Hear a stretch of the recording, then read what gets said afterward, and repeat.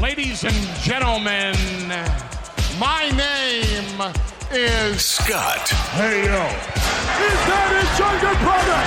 It's gonna be Jeff. The cream will rise to the top, oh yeah. And you're listening to all of the great action figures from our good friends at Hasbro. the FullyPoseable Have your own WrestleMania with all your favorite figures. Wrestling Figure He's sold separately from LJN. Podcast. And we are the Mount Rushmore of professional wrestling.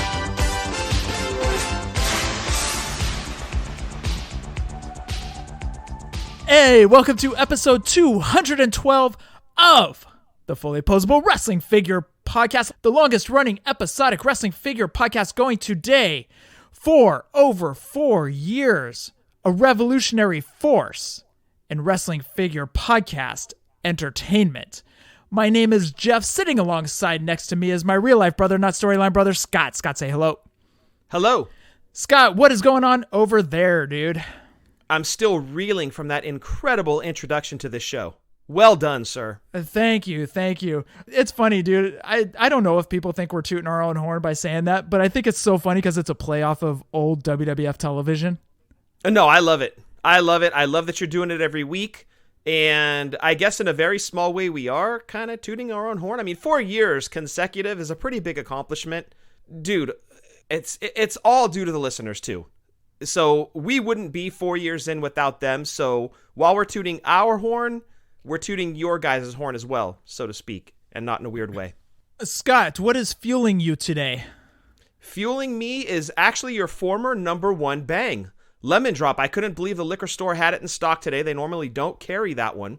And I went in with every intention of getting a candy apple, went to reach for it, and 3 cans over, there was a Lemon Drop. I was like, oh, I think I'm going to go, because I had a candy apple on Saturday, hadn't had a bang since then. And when I saw Lemon Drop, I was like, you know what? I'm going to give it up to Jeff this one, and I'm going to have a Lemon Drop. So I've got Lemon Drop coursing through my veins, ready to talk wrestling figures. Good choice. Actually, Lemon Drop is number 3 on my list. Purple Haze was number 1 prior to Candy right. Apple.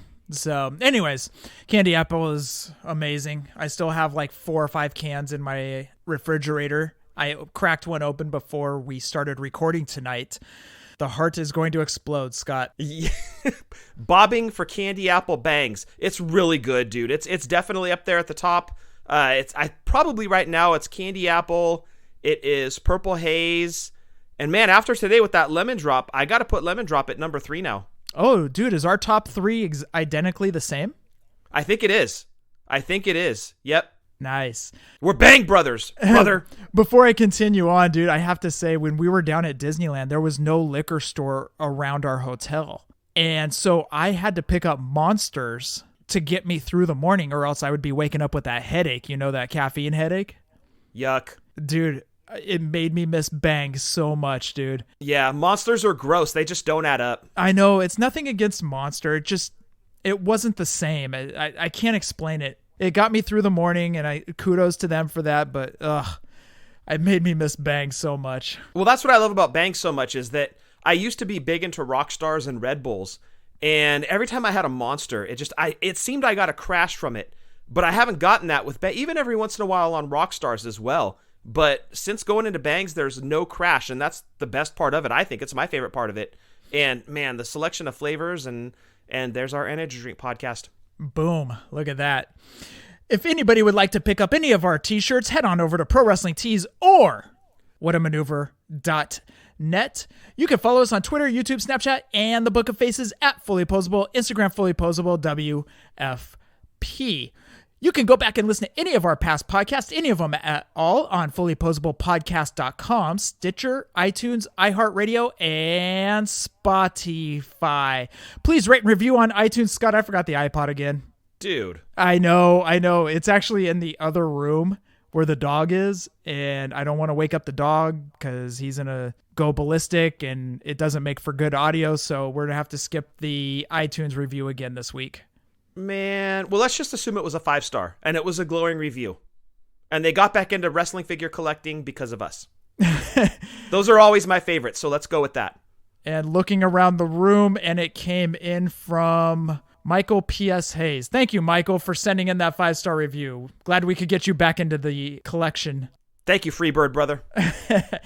You can send us any audio questions, or anything else at all to fullyposeablewfp@gmail.com. Scott, Friday, April 3rd, Fig Life Meetup 3 is happening at the Tampa Stadium Wing House from 4 to 6 p.m. right after WrestleCon, right before SmackDown. Come on over, have some wings with us. It's going to be good times, just hanging out and enjoying it. We're going to have prizes. We're going to have giveaways. There's going to be something for everyone when you walk through the doors, and then you have to eat at least 5 wings to get the giveaway. That is not true. Oh, it isn't? That is not true. What if people are on diets, dude? You were telling me that earlier. No. Okay. Apparently you're playing the role of Bobby Heenan this episode. Oh. You're the heel liar. Maybe it's scarier voice in my head named Scott. Yeah. Make him eat the wings. So again, Friday, April 3rd, Fig Life Meetup 3. Be there, Tampa Stadium Wing House, 4 to 6 p.m. Scott, did you do any toy spotting? Well, first off, you forgot to mention that that's also your birthday. I don't like to toot my own horn, especially that it's going to be my 41st birthday. So it's kind of like, oh man, it's all downhill from here. Well, dude, it was all downhill from here last year. Like, once you hit 40, that's it, dude. Like, jump on your sled and enjoy the ride down. But I think it's cool. April 3rd, Fig Life Meetup, the 3rd, your birthday, not the 43rd, but the 41st. That's still monumental. I mean, 41's a long time to be alive, dude. That's a lot of wrestling figure collecting in that lifetime. Oh, man. 30... I think we're going on our 36th year of collecting. Would you like to have your first drink ever on your 41st birthday? Nope. Okay. Well, I tried. I tried. That was the weakest attempt at trying to get me to drink ever. Yeah.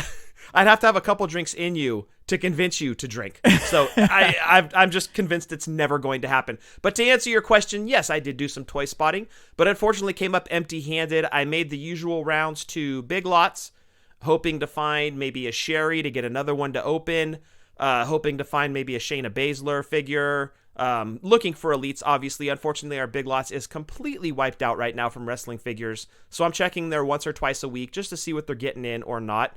And also check Target for the network spotlights. All they had was Asuka from the last series. And checked Walmart. And the only reason I checked Walmart, because I complain about them all the time, is because I had to get other stuff, so I was right next to the toy aisle. I'm like, I may as well check. And of course, the only thing that they had that was new, no elites to report except for still the Brie Bella, who is becoming the Rite Aid Festus of my area. They had the new battle packs, that is AOP, Andrade and Zelina, and gosh, who is it? Shinsuke? I forget who it is. It doesn't matter. But that series of battle packs, I really took a long look at that Andrade and Zelina 2-pack. That one is pretty badass, but I ended up passing on it. The AOP figures are phenomenal, but I've already got the 2 elites, so I passed on those. But man, for $16, if you're looking for a set of AOP and you didn't get the elites, that's a solid set to pick up. And if you don't have an Andrade in your collection, that's a great figure that comes in that battle pack. But no figures came home with me, unfortunately. But we did last week get in the Trish and Lita battle pack. I just haven't opened it up yet to verify the condition of the packaging, but it's definitely going with me to Tampa to get signed at WrestleCon. Getting that signed at WrestleCon, huh? Oh, for sure. And then now that they've announced Barry Windham, all I need them to do is say Ric Flair's going to be there, and I'm getting that 4 Horsemen pack signed. So, Scott, as of right now, how many figures are you getting signed at WrestleCon? Right now, I've got Shockmaster. I'm going to assume that Ric Flair's going to get added because I think he's there every year. So that would be the 4 Horsemen 4-pack. I'm on the fence on Nikita. It's like I want to, but now that they've announced Barry Windham, I can only assume Ric Flair's next. So that's 2 autographs I wasn't planning on, being Windham and Flair, when I was going to get Nikita instead. So I'm on the fence on Nikita because I have to get a Classic Superstars figure of him to get signed. So that's going to add on to the cost as well, in addition to the price of signature, which I think is like $20. So right now I'm at Shockmaster, the 4 Horsemen, and Jericho. So 6. Theresa.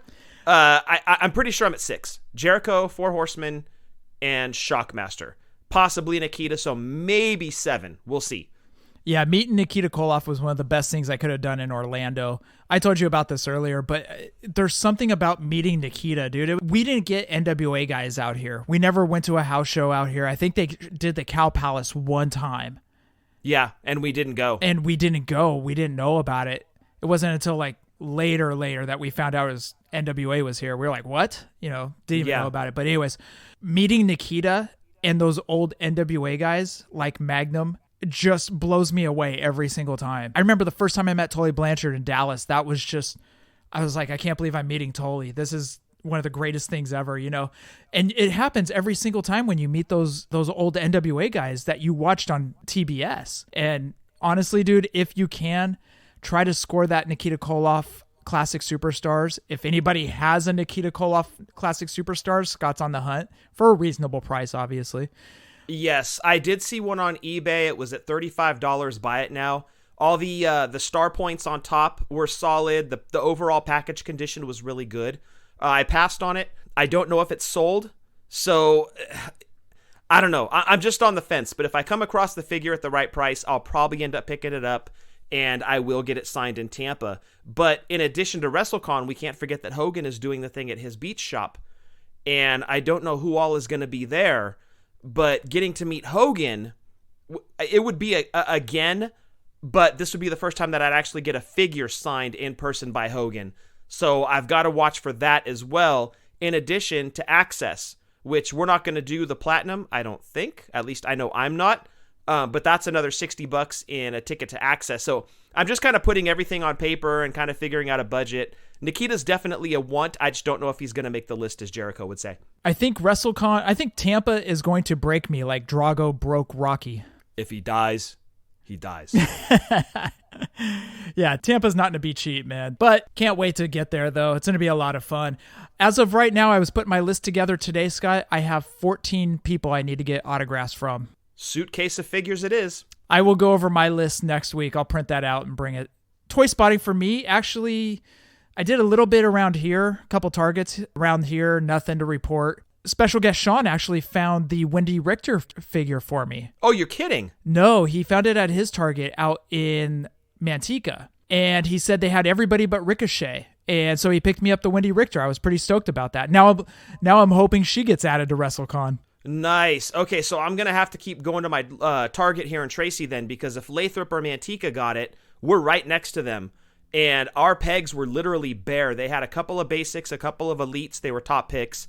And the only network spotlight was Asuka, so that's great. So I need to start checking Target every day now. I do have to say, dude, when we were down in Los Angeles, James Frank came to meet us one night, and James Frank knew I was interested in the squirt heads to get those. So he's like, hey, I need to make room because congratulations to James and Shannon. They are having a baby. So James is like, I got to clear out some stuff. And he goes, I know you're interested in squirt heads. Would you be interested in these? And he had Macho, Jake, Bossman, and Ted DiBiase. Nice. So I was able to purchase those off of James. Very cool. I know. That was like my toy spotting in Disneyland, dude, was these squirt heads. Where'd you guys go eat? Roscoe's?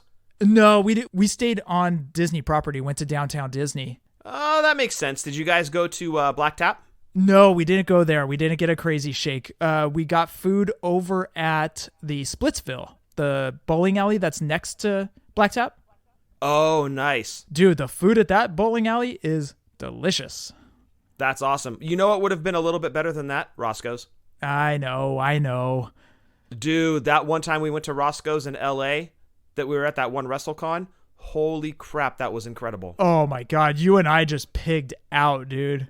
I was in heaven. It was like the best chicken and waffles ever, dude. I know.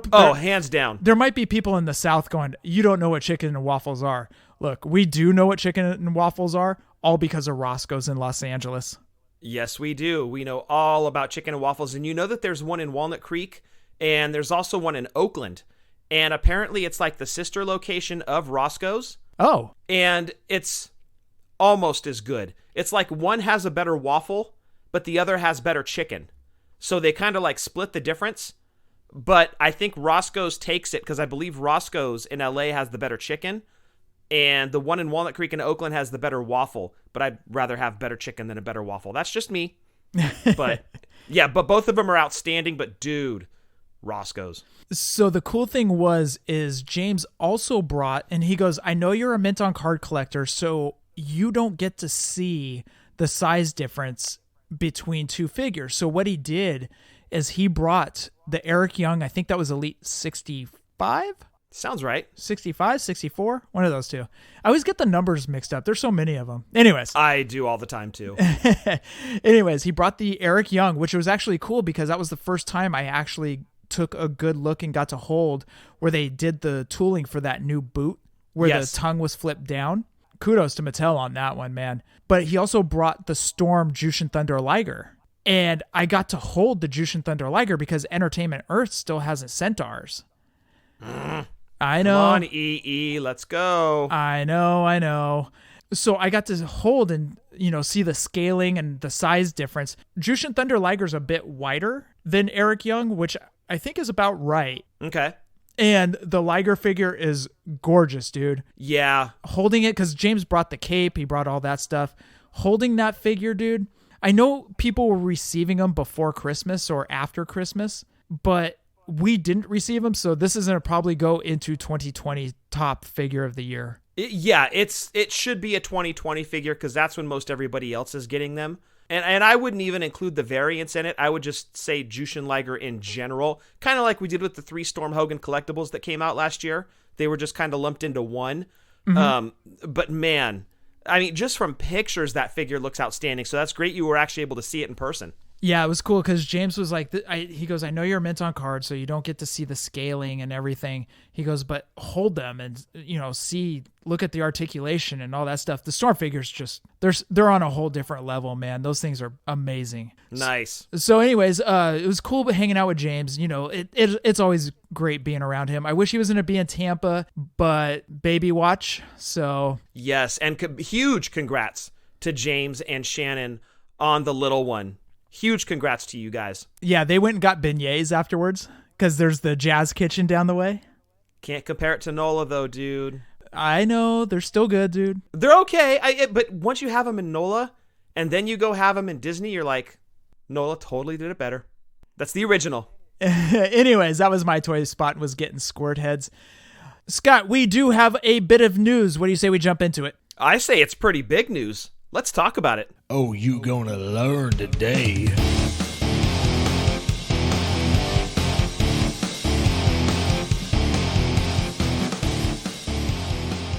Scott, before we get to the biggest news, let's go through the other stuff that popped up. Basic 107, not going through the list, but we are going to announce the Bianca Belair Basic. She will be in black and yellow. Her hair is long enough that you can actually wrap around her arm. Did you see the pictures? Yes, and it's funny. I don't know how many guys out there or how many people out there remember the old G.I. Joe toys, and they were the Serpentor figure. No, not Serpentor. Globulus? Oh, man, I'm mixing up my G.I. Joe guys now. He was the dude that, and the G.I. Joe fans out there will know what I'm talking about. He was a guy that had like a big green tail. And this tail, you could bend it in all sorts of different poses and stuff. Well, that's what her hair reminds me of, because in one of the photos, she actually has her hair kind of wrapped around and then wrapped around her hand. And it looks really cool. Like it, aside from doing like real hair, which they wouldn't be able to pull something like that off, I think they did a great job making it kind of moldable where you can like wrap it around and you could really smack people with it. It's a great looking figure. I can't wait to get my hands on that one. That is an outstanding basic figure. You're a Globulus. You're a Serpentor. Oh, man. It is a good figure. It's a good scan of her. Well done. I love the art. I love the hair wrapping around the arm. Perfect. Great job. May actually pick that one up just because of that. I know an Elite will be in the future, but because she was made at the Royal Rumble, so you know that there's going to be a demand for her. Yeah, that's what I was going to say, is the timing on this figure couldn't be better with basic 107 getting ready to hit. I would guess on shelves around the summer. Great timing on Mattel's part to get that figure out now. And Scott, there is an update to the Iron Sheik wrestling figure horror comedy movie. Yeah, if you guys remember, we talked about this one last year. I think it was around May or June. Morrison did an interview, and I actually picked up the story on WrestleZone and shared it with you guys. And they had an idea on their honeymoon. They being Morrison and Taya, his wife, had an idea on their honeymoon to make a horror/comedy movie about an Iron Sheik LJN figure that comes to life. And we mentioned it, and there hasn't been much word about it. And to be perfectly honest, I had kind of forgotten about it. But this week on WrestleZone, they had a follow-up, and Taya mentioned that it's definitely coming out this year. She said she was 120% certain it is coming out. It's a horror/comedy movie featuring an Iron Sheik. Now, they called it a doll. That's highly offensive, highly disgusting, and I will have them thrown out of here if they do it again. Anyway, an Iron Sheik LJN figure that comes to life and starts killing people.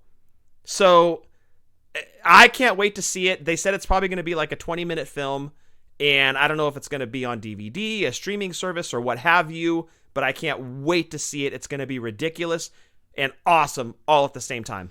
It's going to be like the Kiss Phantom at the Park movie where it was so bad it's going to be great. You better watch your mouth, dude. What? What did I say? I said it was great. Okay, you gave it a backhanded compliment. Was there a compliment? Look, The Crow's my favorite movie of all time. My favorite camp movie of all time is Kiss Meets the Phantom of the Park. Watch it and you'll understand. It's fantastic. Don't you ever say a bad word about that film again, Jeff, or I literally will seriously have you thrown out of here. I said it was fantastic. Security. So, Scott, are you ready for the biggest news of this week? Everybody already knows where we're going with it. Yeah, it really punched us in the face this week. Like, bam, like, whoa. Did not see that coming. It was an RKO out of nowhere. Per Toy News International, it was reported by them that Wicked Cool Toys / Jazzawares Incorporated is going to be making all Elite wrestling figures. There is no other news that was made as of this past Tuesday, but they are going to be showing off figures at the New York Toy Fair on February 22nd through the 25th. So, who is Jazzaware, Scott? Well, you may know the person that is running the line as Jeremy. I always mispronounces it. Padawer. Thank you. Jeremy, if you're listening, I apologize. Jeremy Padawer, who I think is most famous not only for being in Jax, but for being the guy that made the Classic Superstars line happen.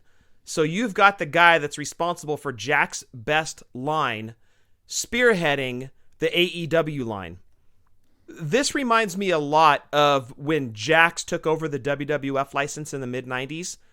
We had no idea who Jax was, and their initial outing was rough, but they got way better as the years went on. So it's great to see Jeremy being the guy behind this. We don't know who's going to be in the line. We don't know about rings, accessories.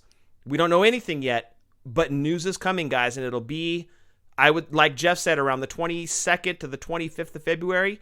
We should have some pictures. We should have some names. We should know about accessories and rings, and I'm excited. We all have predictions. In fact, Jeff, you and I were talking to Brian Breaker about this. We all kind of have an idea, and we've actually done listener segments with this. So now we're going to see who was right, who had the most correct guesses as to who's going to be in the initial launch of the AEW line. I can't be more excited for this thing to happen. Scott, what do you think the figures are going to look like? Well, man, it's hard to say because it seems like the standard is the Mattel height.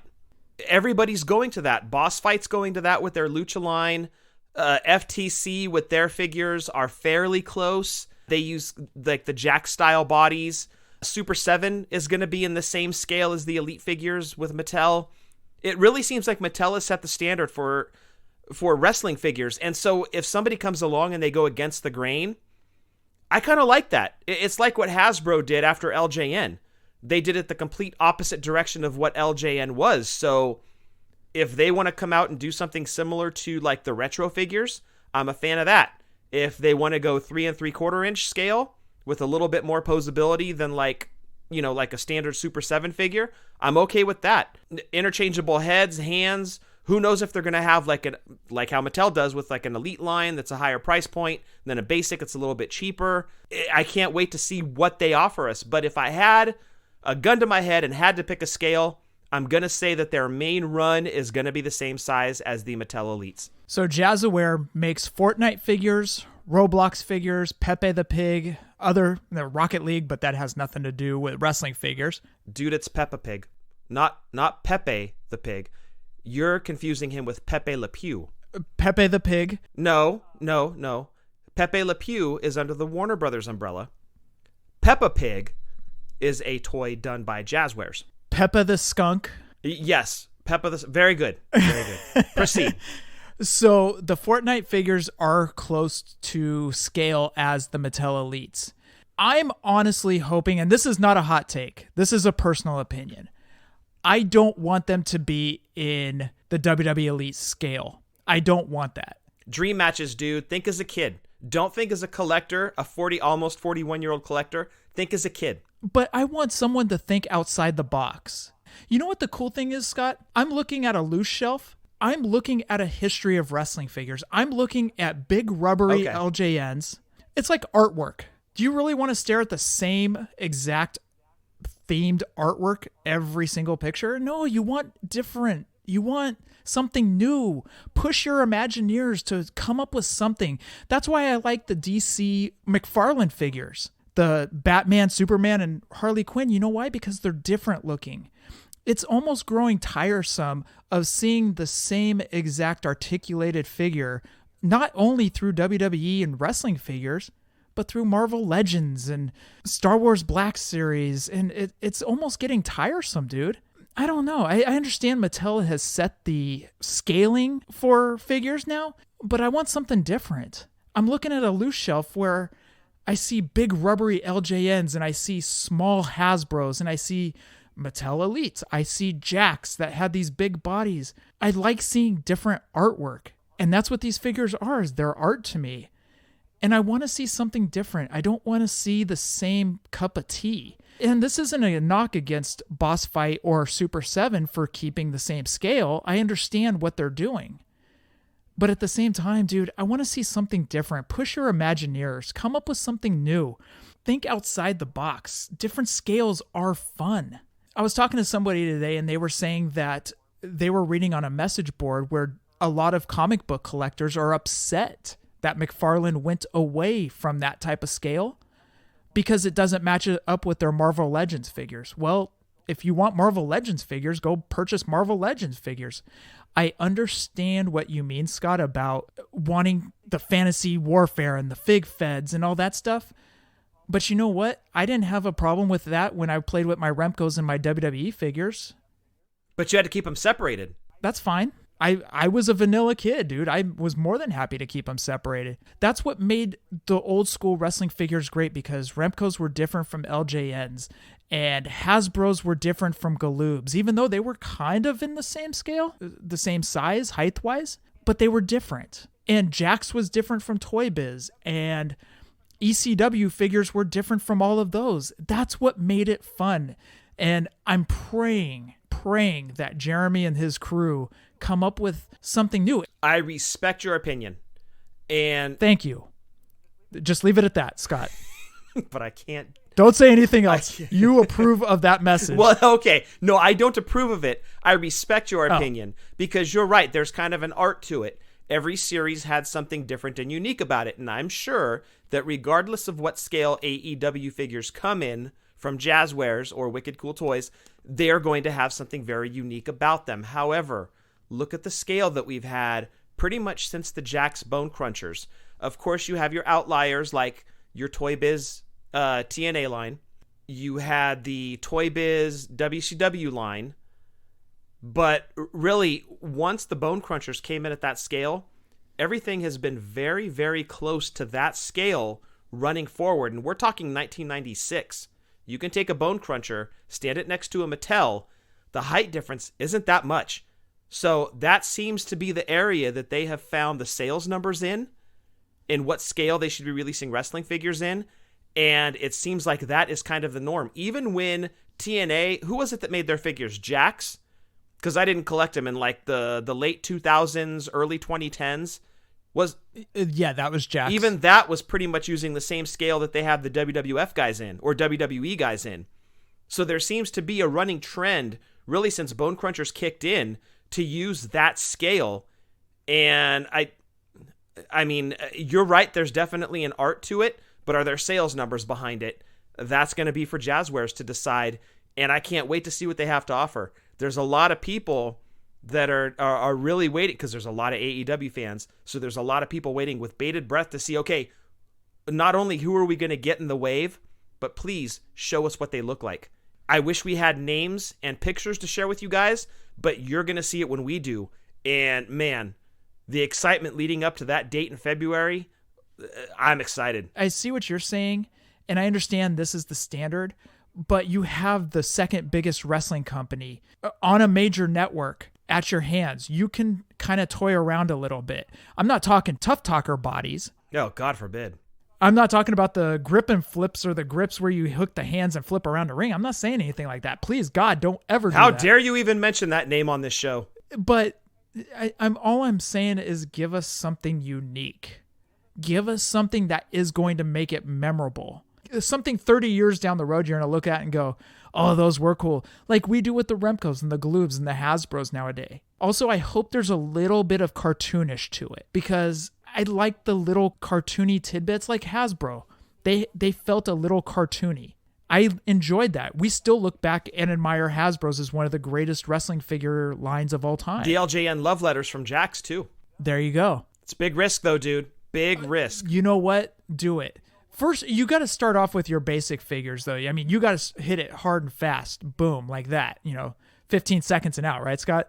Anyways. 10. I get what you're saying, dude, but that is a huge risk coming from them. I mean, I don't know how big they are, if they can afford to take it in the shorts if this thing doesn't pan out, but that is a huge risk for them to take with, like you mentioned, the second biggest wrestling company, not even the first, to release something that's kind of off the wall and they hope that collectors like. I don't know, dude. I just don't know how much they're going to gamble, and I know you don't want cookie cutter wrestling figures, but if that's what's going to generate profits from them and then in turn lead to future lines that are maybe a little more off the wall, that they can kind of have a little bit of money to sink into something like that, that might be more feasible. But I don't know that their first figures right out of the chute are going to be, as you said, something from the Imagineers, which, by the way, only work for Disney and don't work for Jazzware. After all that ranting, it's going to be like Fortnite figures. Yeah, exactly. Well, if anything, let's hope it's close to what the Power Ranger figures are. Well, even those figures are kind of like elite scale, right? They are. See, that's the other thing. I love the Power Ranger figures. They're very cool. They are very cool. Hasbro knocked it out of the park. By the way, I was wrong. Hasbro didn't get the license, so I got to mark that one off my prediction list. But well, look, a lot of people were wrong. We were picking out the big names, and you and I talked a couple times that it could be this company that comes out of nowhere. So I was like, this was like a punch in the mouth. Like nobody saw it coming. It was an RKO. And who's Jazzwares? Like I saw Jazzwares get the AEW. I was like, dude, this is Jax all over again. And sure enough, Jeremy Padour. That was my rant on those figures, Scott. I'm sorry I went off, and I know I'm going to get some hate tweets coming in, but that's just a personal opinion. It's not a hot take. It's a personal opinion. It's just good to be different sometimes. It's like what we had to do with this podcast. There were 80 million wrestling podcasts out there. What did we do, Scott? We switched it up and put our spin, and it was like, okay, we are a wrestling figure podcast. Use your imagination. That's all I'm saying. And I respect your opinion. I just think it's too big of a risk for them to take. So I think they're going to go cookie cutter. They can do it. People are clamoring for AEW figures. Yeah, that is true. They may buy them regardless. Yeah. Anyways, sorry. Kind of went on a tangent there. It happens. Scott, we do have a listener segment. What do you say we jump into it? Let's talk to them. And I just want to hear from my people. Tell me, can I hear from my people? I just want to hear from my people. And I just want to listen to the listeners. Scott, the first audio comes in from Aaron Shetty. Let's see what Aaron's got to say. Aaron here from Toronto. I hope you guys are doing well. Just signing in a quick signing story from this past weekend. My brothers and I went to meet Ron Simmons, and he was at a show just outside of Toronto. It's like an 80s toy expo that they do. So it's done 4 times a year, and every time they'll bring like a wrestling guest in, or usually they do anyways. But this time around, there was Ron Simmons, and we've met him before, but we didn't get any figure signed because we met him at Access. And you guys know, like, Access can be kind of a crapshoot, right? Because you don't know who's coming in, especially when you're flying in it. It's just tricky to pack for stuff like that. So anyways, we ended up meeting Ron Simmons, and we got a couple of things signed. First, we got the Hall of Champions Elite figure, like in the blue attire. That one looks really good. I got that in the paint pen in like a light blue. And then we also have like the WCW replica title that he held when he won. So we got that autographed as well. And then the last item that we ended up getting was the 4-pack of the Nation of Domination from Jax. So it's weird because like we opened everything when we were kids, but for some reason we still had that one in the box. I don't know why, but we ended up getting that one signed. And it's funny because I don't know if you guys remember, but a few weeks ago when I sent in the audio for Vicky Guerrero, we talked about just like having people sign for other people that have passed away. And so in this case, that 4-pack has off the top of my head, I think it's Clarence Mason, Savio Vega, Farouk, and Crush. So he signed his name over it. And then he asked me, like, do you mind if I write something over Crush? So without me asking, like, he brought it up, and I said, yeah, like, absolutely. And he ended up just signing, like, Miss You Bro from Farouk. So it's kind of cool. Like, he just put a little message on there for him. And he was actually, like, blown away because he said he's only seen that 4-pack, like, a handful of times. I guess he hasn't signed too many of them. But he actually ended up, like, just for a minute or two kind of going over it and talking about it. So that was kind of cool to see that. But just for anybody that's never met Ron Simmons, too, like, I can't recommend enough. Just super cool and just friendly to everybody. Took his time, and he was okay with, like, whatever inscriptions and personalizations, like anything that you wanted, he was good to go.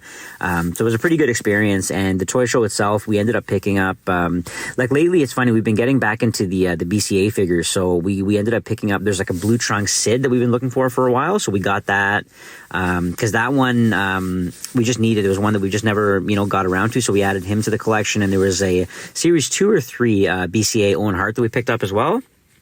And then my brother ended up grabbing just like a replacement Dynamite Kid LJN, because the one that he had was kind of banged up, so we just got a loose Dynamite Kid. So slowly but surely, like we're trying to go back and just kind of collect and fill the gaps in our collection. So we were able to do that there, and overall, like I said, just a pretty good signing, and I just wanted to send that in and share with you guys. I put the pictures up online, so if anybody wants to follow, it's at 3 Collectabros, so the number 3 COLLECTABROS on Twitter or Instagram. And again, thank you guys for everything that you do. I'm a bit late, I think, but congratulations on the 4-year anniversary. It blows my mind that it's been that long, but the time flies, right? So, cheers to another 100. So I appreciate you guys, appreciate what you do. And again, hope everything is good, and we'll talk soon. Take care. Wow, that's awesome, Aaron. Thank you very, very much for the kind words. We really do appreciate it. And that's awesome you were able to meet Ron Simmons. I've only heard good things about him. I've never met him personally. He's definitely on the list. I'm torn between his Hall of Champions figure and his Jax Classic Superstars. I love both those figures. So I don't know which one I would go with. Maybe the Hall of Champions. That one's pretty awesome. But that's great that you got that signed. And you're right. Your comment about him signing over Crush definitely goes back to a conversation that we had a few weeks ago about somebody signing for a deceased wrestler.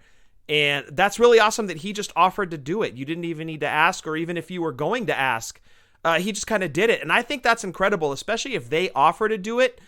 Absolutely, that signature needs to go on there, because it's going to come from the heart. They want to do it. So huge congrats on that piece, man. That is awesome that he did that for you. That's funny, dude. I would have that same dilemma of trying to either get his Jax Classic signed or his Hall of Champions. And when I met him last year at WrestleCon, I actually went with the Hall of Champions figure, and I got it signed in a light green paint pen. It came out perfect. Nice. I'm glad I chose that. It still kills me that the Jax Classic isn't signed, but it's okay. I'm happy that I got that one signed. So, Aaron, thank you for the kind words, man. It means a lot. Scott, our next audio comes in from Travis Fowler. Hey guys, it's Travis. I wanted to talk to you about, some of the distribution problems that have been talked about in, a conspiracy theory that I have. Like, I feel like Toys R Us closing completely just demoralized and hurt Mattel, as well as wrestling figures. Let's look back for a minute. Series 1 and 2 of the retros were found a ton at Walmart, like a lot, to the point that they were clearanced. Then Series 3 popped up at GameStop first, here and there, and then became peg warmers at Target. And the next thing we know, we can't find anything for the next series. Fast forward a little bit, they start popping up at Five Below. And then every series since then has been found at Five Below. So like my conspiracy theory on this is that everything that Five and Below has got is from Toys R Us's overstock. And because it was never sold and like made it to retail because Toys R Us closed, the ordering for retros was bad, which is why retros were put on hiatus. You know, what do you guys think of that? Also, like, we've talked about it personally back and forth a few times, but like, it's crazy seeing how you go look at an aisle here in the States and you'll see one case of elites and maybe one case of basics and some belts, you know, but then we've seen, shelves at Target where they've got literally, I don't want to say hundreds, but maybe 5-6 cases of different types of elites, epic moments, entrance greats, and it's just an overabundance because they had the shelf space at Target, or not Target, listen to me, at Toys R Us. Like, how big of an impact Toys R Us had is now finally being seen by closing, because now, like I said, you can, if you go to Walmart and you see a series like of Elites, Elite 72, it's like the green card Hasbros. You get one chance to buy them because the next time that they get restocked, it's probably going to be the next series of Elite and not another restock of 72. Just wondering what you guys think about it. You know, I drive around and work out in the field and have a chance to think about figures and all that, and thought I would pass along my conspiracy theory. And, you know, what do you guys think? Travis, don't even get me started on the distribution issues. It's ridiculous out here. It's driving me nuts. It drives me nuts that good brother Mike and Eric from Doing the Favor crack open cases from Elite 71, and there's no Cassius Ono, which is supposed to be the Target exclusive. It drives me nuts that, quote unquote, Peyton Royce is supposed to be in a Target exclusive, but people are finding her at Walmart. This has just become insane what's going on. He's just stop promising exclusives. Just put them in the cases now. Just, if we find them, we find them. Cool. And you talked about you only get one shot at, like, let's say Elite 72 that pops up on the pegs, and then you don't see them at your local Target. There are people that will see Elite 70 pop up on their Target's shelves, and then they don't see another Elite series until Elite 74. So where's 71, 72, and 73? Mattel needs to figure this crap out. And we've been crowing about this for the past year because you now have a bunch of other players coming into the game that people are going to be like, I'm tired of Mattel's distribution issues. I'm sick of this. I'm tired of exclusive. I've heard numerous people say that. So what do people do? They're like, I'm not buying Mattel's anymore. But when AEW figures come out, guess what's going to happen? Oh, there's the Cody figure. There's the Jericho figure. Oh, cool. The Young Bucks figures. There's figures right there. And they don't have distribution issues, at least from the Fortnite series I've seen from Jazzware. To my knowledge, there is no distribution issues. So what are they going to do? They're going to see those and they're going to be like, oh, cool. Well, I'm going to pick up these Jazzware figures. Or I'm just going to pick up an extra set of Super 7. Or I'm going to just save my money for Master Republic boss fight. Now that there are other players in the game, you can't have distribution issues like this going on because it's going to really take a chunk out of your pocketbooks. You guys need to figure this crap out ASAP. I don't know what happened with the retros, but Travis is right that Toys R Us really put a dent in everything. I mean, distribution was sketchy sometimes at Walmart and Target, but it wasn't the issue that it is today until Toys R Us went under. It seems like that's when things really got crazy and weird, that you see these pictures of people's Targets and Walmarts even, and the pegs are stocked. And I go to my local Target and Walmart, and it's garbage. I can even go a few cities over. It's the same situation. And I don't get it. I don't understand why they're all different. And Jeff, I hope you're right that distribution gets fixed when the competition really starts to pick up. Like, hopefully that is what gets Mattel to figure it out. But it's a real thing out there. And different areas have different issues. So if you're in an area that gets a lot of Elite figures in, you're blessed, because we don't get that out here. And it is, like Jeff said, very frustrating to the point where some people are really turning away from collecting, and they're either getting them online or they've abandoned ship on the Mattels altogether. Now, I think AEW, those figures are going to move regardless, especially the first series, because people are going to be so excited to have them. Now, that is unless they're like those horrible chalkline LJNs that came out. I don't think anybody's going to buy those if they're all like that. But assuming these things are kind of like the Fortnite figures, kind of in that scale, I don't think that they'll have a problem moving those, especially the first couple of series. It'll depend on who they release after that. But I hope that you're right, that with other competition coming in, Mattel is really forced to look at these issues with distribution and get it fixed. Aside from the exclusives, that's a whole nother issue. Just put Elite figures on the pegs. Like, how hard can that be? When did these distribution... Actually, this started before Toys R Us, right? Well, it seems to have... In my opinion, it got worse when Toys R Us went under. That's when things really got skewed. And I don't know about Travis's theory that Five Below got the stock of Toys R Us. I don't know if that's true. I do know that distribution was so skewed and weird when it came to the retros, because like he pointed out, some stores got the first couple series, then other stores got the others, and then you couldn't find them, and then they were online only, and then they came back into the stores for a minute. It was just really weird. And then Walmart got Series 7 when nobody else had them. It was very strange the way that they did it. There was no uniformity to it. It was almost like an Easter egg hunt. And while Easter egg hunts are cool when you're a kid, they're not so cool when you just want to know where to pinpoint to go find them, at least, to know that they're going to be on the pegs. It was really strange with the retros, and again, that's another reason they had to go on hiatus to get that all figured out. Well, that's just not retros. That's figures, wrestling figures in general. Like, people were telling me that they were still getting cases of Elite 68. It's like, okay, what? Why are people still receiving cases of Elite 68 with your famous Brie Bella figure, Scott? Yeah. I wish I knew the answer to that. Oh, man. Travis, thank you for sending in your conspiracy theory. Do you think we answered it all the way? I hope so. And one thing I did want to point out, I forgot to mention during Toy Spotting that I also went to GameStop.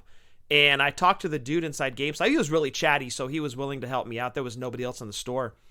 And I asked him about wrestling figures, and he's like, well, we've got Funko Pops, we've got Naomi and Mean Gene. I was like, okay, that's cool.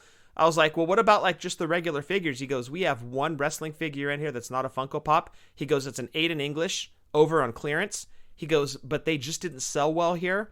And with GameStop, they'll try something. If it doesn't work, they cut bait. And that's what happened with the wrestling figures. So don't bother going to GameStop anymore to look for wrestling figures. They are done. I think that last sale blowout where they put everything at like $5, I think that was kind of like the send off for those. Yeah, that was it. That was it. No more wrestling figures, at least for the foreseeable future. But who even knows if there's going to be a GameStop in a year? So we'll see. Very, very true. Thank you again, Travis, for sending that in. Scott, next question comes in from Derek. Hey guys, Derek here. Question for Jeff. So you just finished a pack of Hidden Treasure hot dogs from under the bed. Digestion sets in, and it's time to use the throne. Do you proudly walk into the bathroom and in your best Crocodile Dundee voice say, "Bidet, mate"? Keep up the good work at DJ Hatfield. Hatfiel. Funny, we have a bidet at work. I'm still laughing at bidet, mate. So special guest Sean and I actually share a fantasy football team, and we named our fantasy football team Bidet Mates. And so, excellent. But it's funny, actually, a few of our coworkers have actually gone out and purchased bidets for their homes because they love the one at work so much. They feel so fresh and so clean. You know what I mean, Scott? No, I don't. I don't want to experience the super soaker on my beehole, so I'm good. You don't want a sandblast or B-piece? No, I'm good with that. My B-piece is just fine with the standard Charmin wipe down. I'm good with that. I'll tell you what, dude. I missed the bidet when I was in Disneyland. I was like, oh, I miss you. Well, see, the problem with Disneyland, and I don't know if I talked about this after I went, they've got one-ply toilet paper in there. This is true. Dude, Disney is worth how many billions of dollars? Billions with a B. And they can't afford to put in 2-ply toilet paper? Like, dude, come on. Come on. I mean, yes, you wipe and you flush, whatever. But there's a comfort factor involved. If I'm spending that much money on tickets to get into your park, the least you could do is provide me with 2-ply. Your birthday present from me is going to be a bidet.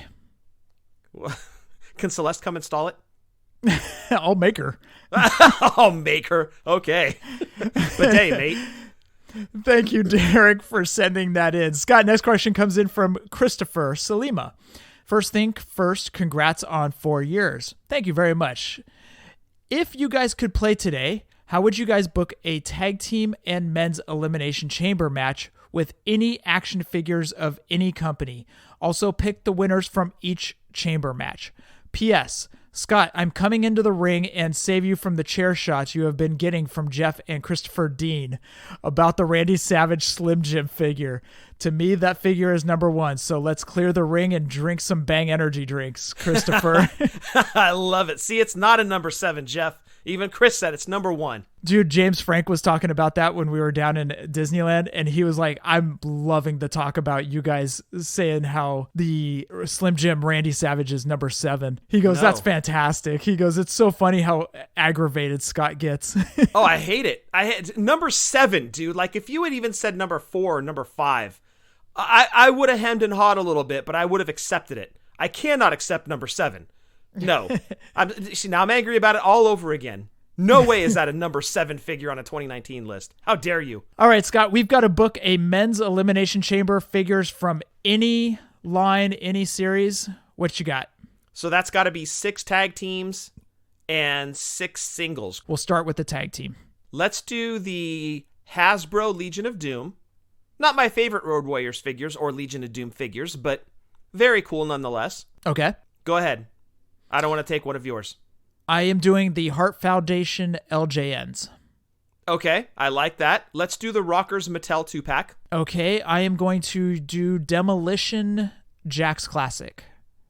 Very nice. Okay, let's do the new Usos Battle Pack. What the? What? I could put the Usos in this. Okay, if Battle Pack, I'm just... All right. Dude, that new Battle Pack rules, dude. It comes with the tag team titles. Okay, I'm going to go with Doom Galoobs then. Oh, how dare you. Okay, you're off the rails this episode, dude. You threw a Battle Pack in there. Game on. What's wrong with that?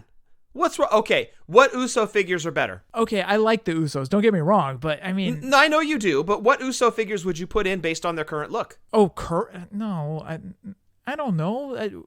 I like the Usos, but I wouldn't have them in this. This is like legendary. This is... Oh, wait a second. Whoa.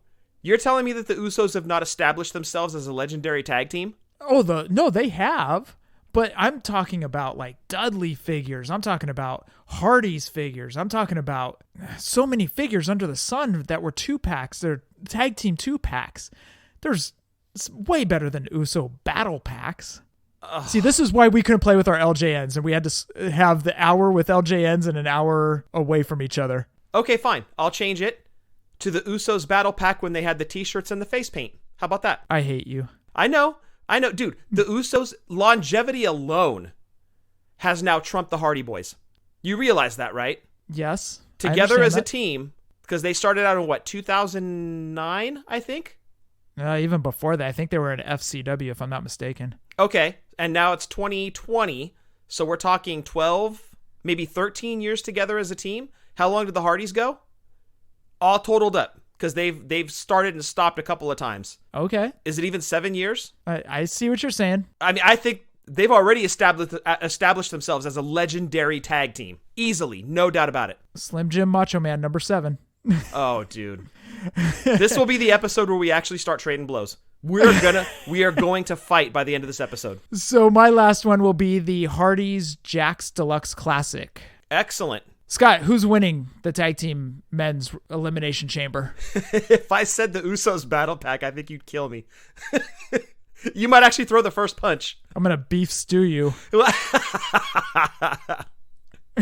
Oh, man. Wow, that's a lot of legendary tag teams in there. That is a tough one. I don't like to go against LOD, but I threw my least favorite LOD tag. Well, maybe not my least favorite.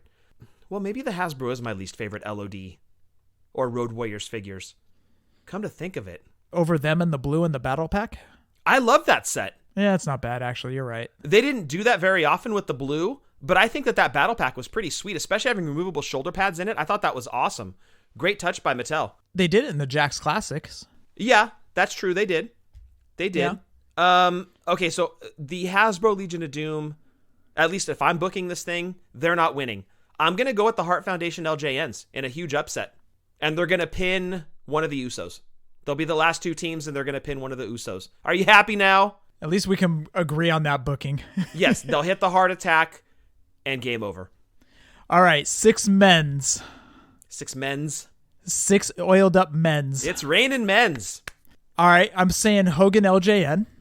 Oh, that's a very, very solid for me to follow with the Macho Man Series 1 Hasbro. Oh, I thought you were going to say Slim Jim.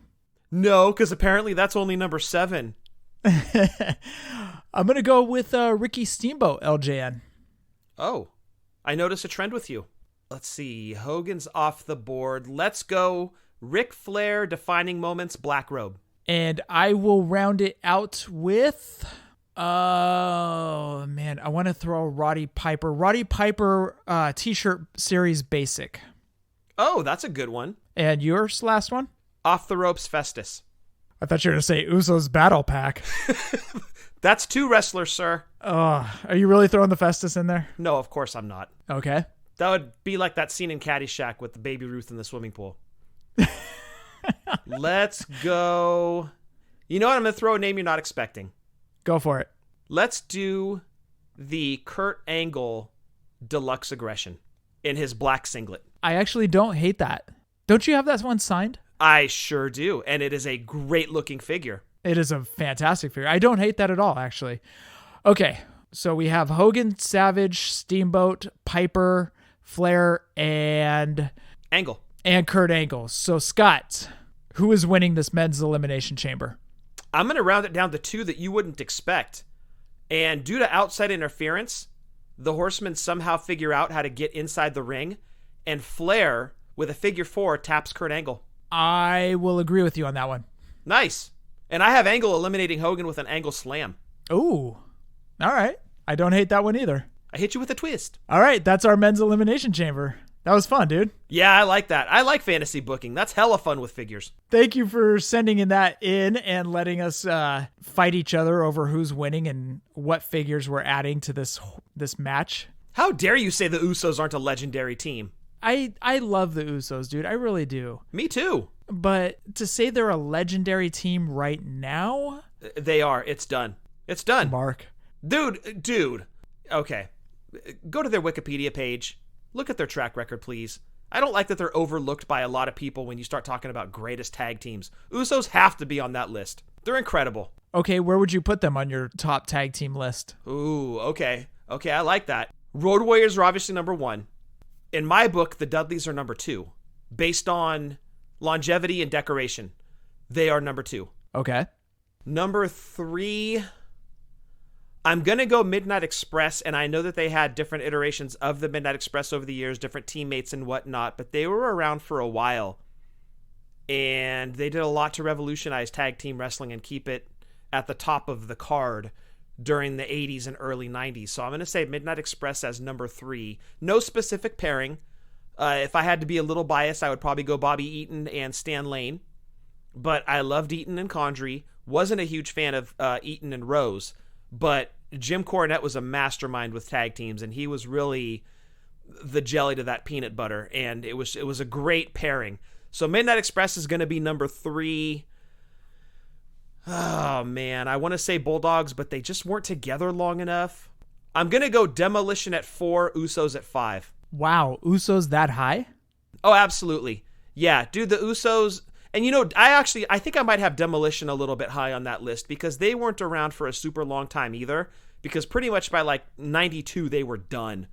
I might have Demolition a little bit high on that, but they won the tag team titles 3 times before the Hearts even won it twice.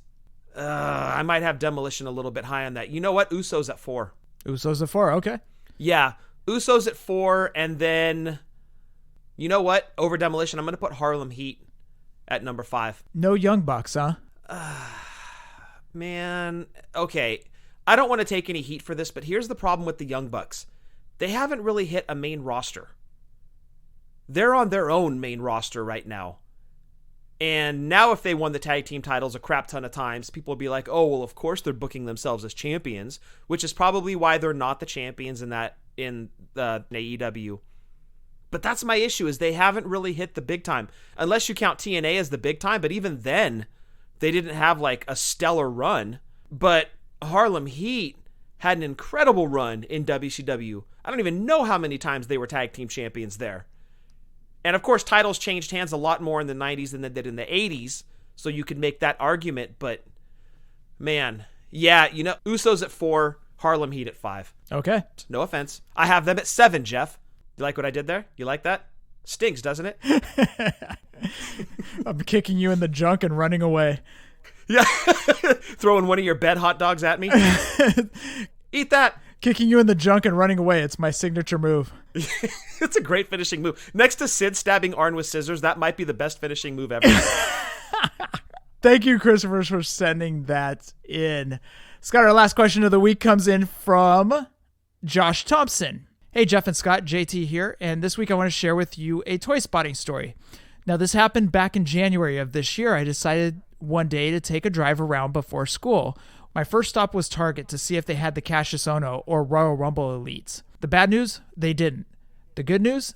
They did have a good amount of Elites and basics on the pegs. I didn't buy anything as I wasn't planning on spending too much in case I needed the money for school. But I did get a good look at the Elite 68 Daniel Bryan, and up close that figure is good. Next up, I hit my mall and go to George's Collectibles, the small business sports shop in my area. I looked to see what loose figures they had on sale, and I saw something I needed to get. A basic of Curtis Axel from before his B-Team days. Long story short, guys, I feel bad for Curtis Axel. WWE booking Mr. Perfect's son to be a jobber is an absolute injustice in my eyes, and I wanted to get a pre-B-Team basic or his Toys R Us exclusive Elite so I could add him to my wrestling figure photography series roster and book him a whole lot better than he's been getting booked in WWE. So I picked that figure up for 10 and headed home. While it stinks that I didn't see any Rumble Elites or Ono, I was glad to get out of the house, see some figures on the pegs, which I hear is rare these days, and support the small businesses in my area. Josh Thompson. JT, thank you for sending that in. Your streak continues. Yeah, at least in our area, it is rare to find any new figures out here, much less good Elite figures. So as I mentioned, when I went to Target a couple weeks back in Lathrop and they actually had Elite figures on the peg, it was like I got that loving feeling back, and I'm like, this is why I collect. It's like you walk in and you actually find stuff on the peg and you get that really good feeling inside, like, yes, this is awesome. And even if you walk out not buying anything, the fact that you're getting stock now feels tremendous. Back in the day, maybe we took it for granted, but now with the dry pegs, it's like, yes, we finally got some figures in. And with Curtis Axel, yeah, I think I agree with you. It seems to be really hard for him to really latch on and find something. Like, he finally got the big B team push. They were tag champs for a while, but they ended up just kind of being a joke team at the end of it, and now he's disappeared again. But I thought he had a pretty decent singles run when they made him the IC champ, and it's just too bad that he's faded from the roster. The dude's a super talented guy, and I would like to see him get a fair shake, a good chance one of these days again, maybe to prove himself. But that's cool that you found his basic figure, and I can't wait to see what you do with the figure photography. I don't mind Curtis Axel. In fact, I forgot that he was on the roster until Josh Thompson brought this up. Oh my gosh. Dude, you forgot about Curtis Axel? Dude, and it's no insult to Curtis Axel. I actually just forgot that he was still on the roster until this question. I think the writers have too. I hate to get into wrestling talk, but just because someone's father was famous doesn't mean they should be automatically shot to the top. Curtis Axel is a good wrestler. He really is. He's a damn good wrestler. But I don't think he ever found his footing. However, he did have something going when he had that I've never been eliminated from the Royal Rumble thing going on. Yeah. That was something that they could have built on. He could have done something each week until the following year's Royal Rumble. He could have come out and he goes, I still want my title shot, or something like that. And then didn't they have him and Sandow doing a Macho and Hogan thing? They did, yeah, and then the thing broke with Hogan with what he said on the tape, and they had to kill that angle. Poor Sandow and Axel for that one, man. Yeah, it had absolutely nothing to do with either of them. It was something that Hogan said, and they basically lose their push. Yeah. they had something going there too. And I don't know, once that all ended and they had something with him never being eliminated from the Royal Rumble. But anyways, Scott, that rounds out episode 212. I actually forgot what episode that was. You forgot the episode number and the iPod. Well done. I know, dude. I'm getting old. Your host, ladies and gentlemen. 41 years old, dude. The mind is the first thing to go. You're not 41 yet. You're just 40, dude. Hey, don't start using 41 as a crutch yet. Your birthday's before mine, so I'm getting you a bidet. 46. Yes. Thank you. Yeah, everything's a little bit looser after that downstairs. You know what I mean? So maybe the bidet will help. Remember, easy on the throttle. Easy on the throttle. Yeah, easy at the pizza buffet, too. I want everybody to go check out Wrestling Toy Tracker. Over at Wrestling Toy Tracker, they have the prices of LJNs, Hasbro's, Galoobs, and Retros. Go check him out if you are in the market to purchase any of those figures. Make sure you're getting the fair average value of any of those figures from any of those lines. Go check out WrestlingToyTracker.com or follow Ryan at toy_tracker. Scott Eaglemoss. If you have a wrestling fan or pop culture fan in your family or in your life and you are looking for a gift for that person, look no further than Eagle Moss. They have a very affordable line of statues available, a bunch of different properties under their umbrella: Batman, Battlestar Galactica, Star Trek, and of course, WWE statues. So again, if you have a WWE fan or pop culture fan in your family or in your life and you need a gift, as I recommended at Christmas, it could be white elephant gifts. Easter's coming up. Valentine's Day is coming up, and you're looking for something inexpensive for that person. Look no further than Eagle Moss. Give him a follow on Twitter at HeroCollector_. Perfect for Easter baskets, too. No doubt about it. Yeah. 4 or 5 of those in a basket. Boom. Easter's done, man. We actually just received our recent shipment of those, and we got Big E, Sami Zayn. Dude, those statues look so good. And now that Big E is here, that completes New Day. Figures, nice. Or the statues look fantastic putting those together. Eagle Moss does fantastic job on every single license that they have. So go check them out. Scott, I want to throw it back to the podcast buddies. I want to throw it to Breaker and Bane at Breaker and Bane's Power Hour, where each week they do a show on general stuff. They have a WTF segment. They have Figure Talk. They've got wrestling news. And then they have a special guest. Great show. 2 funny dudes. Go check them out. Also check out Breaker's Back to the Nintendo, where him and his tag team partner Brett play Nintendo games and review old school Nintendo games. Go check them out at Back to the Nintendo on iTunes. Scott, I've got to say, that beard balm. Oof. Even I want to run my hands through them. It makes me dead sexy. No, I'm loving it, dude. The balm, the combination of the balm and the oil together, it's incredible. I did it on Saturday. I went over to my buddy's house that I do the Drunk Wrestling History show with, and we recorded like 9 episodes that day. Before we left the house, I used some of the beard balm, and once I had it all kind of mushed into the beard, I hit it with the oil, and dude, it was nice and soft, gave it a nice sheen. My beard didn't smell like a foot anymore. It smelled incredible. And I got to give it up to Bane, man. Great product. It kept the flyaways to a minimum. And I'm really digging it. And again, it's kind of my weekend product. I don't really use it during the week. I don't want to waste that stuff for work. I would rather save it for the weekends. And I'm really, really liking what I got so far. Outsiders beards, man. That's the spot. Make sure you bring that stuff to Tampa with you. I'm picking up what you're putting down. Yeah. I smell what you're cooking over there. Oh, hell yeah. You buy me a drink, aren't you? Also, check out Doing the Favor. Eric and Barry talk about wrestling figures and merch. Those 2 gentlemen over there do a fine show over there talking about figures and merch. And every once in a while, they'll do a watch along, and it's fantastic. Check out Eric and Barry at Doing the Favor. Also, check out Steve and his tag team partner, Eric, also over at the PPW podcast. Over there, they talk about general stuff. There, they talk about old school wrestling stuff, old school wrestling shows where they kind of give reviews. Also, they're going to be putting out a show about stuff that you believed. So like Steve was talking about how there was 2 Ultimate Warriors. Did you ever hear that rumor, Scott? I did. And that was right around the time when the whole steroid scandal broke, when Warrior came back to WrestleMania 8, he looked different. He looked slimmed down. And people thought the original Warrior had died. And they basically just painted up some other guy and sent him into the ring and called him Ultimate Warrior. And it wasn't true. There were not 2 Ultimate Warriors. Now, there was a Renegade who was pretending to be Ultimate Warrior in WCW, but that was not Ultimate Warrior. In WWF/WWE, there was only one Ultimate Warrior. Steve Hoker replied to that thread, by the way. And Steve Hoker said that he actually believed that Ted DiBiase paid a referee to get it like a facelift. Dude, yes. Yes, absolutely. That was one. And I think Chris Jericho talked about that in his book. Or yes. he did an interview, something like that, where he actually thought that they had paid off a ref to get plastic surgery. You know, as kids, we're very gullible. We don't know. And back then, there was no internet to dispel that there was not plastic surgery. So what did we know? Of course, Ted DiBiase did that. He had millions of dollars. And of course, this lowly ref would take that money and do something like that. Of course he would. Give that show a listen at Positively Pro Wrestling Podcast. Each week, Marty and Sarah welcome in their buddies on Marty and Sarah Love Wrestling. And Scott, you recorded 9 episodes of Drunk Wrestling History. How did you stay awake? Well, that was a long day. That was the day of the Candy Apple Bang.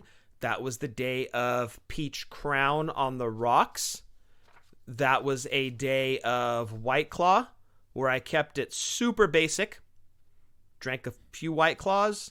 And yeah, that kept me going. We recorded from about 3 o'clock in the, maybe 2:30 in the afternoon. 2:30, 3 o'clock in the afternoon until about midnight that night. Like, we literally finished at midnight. And it was a huge round of recordings, but we've got material in the can now through the first or second week after WrestleMania. So we're going to have a bunch of shows. We've already got them being put together. They're in the can. They're ready to go. And first one out, I believe if you're listening to this Sunday, it would have come out this past Friday. We're doing a 2-part Black History Month where we don't talk about all of the black wrestlers. We took a portion of them and we basically just go through them, all their accomplishments, everything that they've done for the sport of wrestling. We talk about them, and it's a 2-parter, and the first of which dropped this past Friday. And there will be a special Valentine's Day episode that, now listen to me very closely. Travis Fowler, this especially goes to you. Do not listen to that episode with your kids. That Valentine's Day episode goes off the rails so quickly because it was the first episode we recorded that day, and I was feeling very strong. And do not listen to it with your kids. That is my warning. It's not even PG-13. Okay? It's going to be like NC-17. That's the rating I'm putting on. It's not X, but it's a strong NC-17. Give it a listen. Comes out Valentine's Day. But definitely check out the first of the 2-parter on Black History Month. I think you guys will really enjoy that. Give us a follow on Twitter at wrestling_drunk, where we're not always accurate, but we are always drunk. NC-17, huh? A very strong NC-17. Very strong. Yes. You're just going to leave it right at that, aren't you? Like Hood Slam says, don't bring your kids. By the way, I saw that you guys got a couple 1-stars. I want to congratulate you. You guys have made it. Aw, thank you. Did we really? I haven't even looked at that. Yeah, you guys got a couple 1-stars. It was probably some jerks that are trolling you guys and whatever. Aw, that's sweet. But it's kind of one of those things where it's kind of like a self-accomplishment. You're like, I got a 1-star. Wait till that 1-star review comes in where somebody says boring, just boring or something. Yeah, it's almost like a rite of passage. Like, you haven't really made it until the trolls come out of the woodwork to destroy you. So it's almost a rite of passage. I take great honor in it. And besides, what are you really expecting from a Drunk Wrestling History podcast? Come on now. Lower your expectations, folks. Very, very true. Scott, roll call. First and foremost, the incredible, super talented Jason Wolf. Give him a follow on Twitter at JasonWLF. If you need artwork, he is your guy. He is our guy that's currently working on a number of projects. One of them being the Series 3 Hasbro shirt. I've talked to a couple people already. I'm still putting the spreadsheet together. I'm going to be getting that over to Jason Wolf, who will begin work on that shortly. But that is in the hopper. But again, if you need artwork of any type, hit up the great Jason Wolf on Twitter at JasonWLF. Going back to our beard conversation, if you want a great beard product, be it a balm or an oil or, in my case, both, jump on Facebook, check out Outsiders Beard Company. It's run by the great, super talented Bane, Mr. One Take Bane, if you will, who does all of our drops in between our segments. He does our outro music. Super talented guy and makes one hell of a beard product. Go check out Outsiders Beard Company on Facebook. And Jeff, I threw it out a few weeks ago. I need people to send me figure photographers. And so far, I've only gotten one recommendation, and that came in from the great Nate at Ring Skirts on Twitter. So, first person I'm going to throw it out to this week, the great Nate, Mr. at Ring Skirts on Twitter. Super talented guy, does great figure photography. And did I mention he's a great guy? Just a hell of a dude. I love talking to Nate. He's awesome, so humble, does great work. And he did make a recommendation for a figure photographer. And that recommendation from the great Nate at Ring Skirts was at Kingdom Figure. Nate said he's a nice dude. He goes out of his way to help build others up. He's always encouraging. He wants people to get into the hobby, and he's always willing to give advice. Jeff, if that isn't hashtag FigLife, I don't know what is. So welcome at Kingdom Figure to the list of figure photographers, and that rounds out roll call. Kingdom Figure does excellent work, so happy to have him on the roll call. So Scott, that rounds out episode 212. Anything else? FigLife since 2016, and happy toy hunting. I want to thank everyone for listening to episode 212. Hashtag FigLife. Adios.